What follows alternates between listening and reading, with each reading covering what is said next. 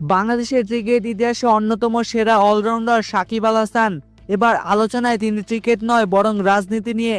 আওয়ামী লীগের নৌকার প্রতীকে মাগুরা ১ আসন থেকে সংসদ সদস্য নির্বাচিত হয়েছিলেন সাকিব, কিন্তু সেই সিদ্ধান্ত এখন তার জীবনে বড় বিপদের কারণ হয়ে দাঁড়িয়েছে। গত বছরের জুলাই আগস্টে সরকারি চাকরিতে কোটা সংস্কার আন্দোলন ঘিরে উত্তপ্ত হয়ে ওঠে সারা দেশ।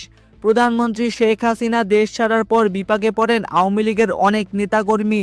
সে তালিকায় নাম আসে সাকিব আল হাসানেরও। তাকে হত্যা মামলার আসামি করা হয়, আর সেই মামলায় গ্রেপ্তার এড়াতেই তিনি এখন দেশের বাইরে অবস্থান করছেন। প্রায় ১৩ মাস ধরে জাতীয় দলের বাইরের সাকিব, তবে বিদেশের ফ্র্যাঞ্চাইজি লিগে নিয়মিত খেলছেন তিনি, কিন্তু জাতীয় দলের হয়ে খেলতে পারছেন না দীর্ঘদিন ধরে। আগামী ফেব্রুয়ারিতে অনুষ্ঠিত হতে যাচ্ছে জাতীয় নির্বাচন। ধারণা করা হচ্ছে বিএনপি ক্ষমতায় আসতে পারে।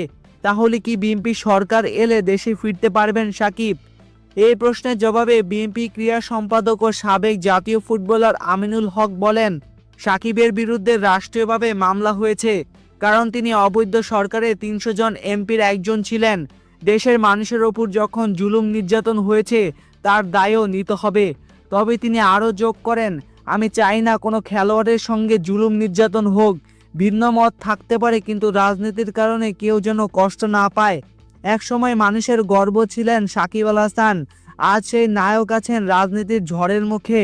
ভবিষ্যতে তিনি কি আবার লাল সবুজ জার্সিতে ফিরবেন, নাকি রাজনীতির মঞ্চেই হারিয়ে যাবেন?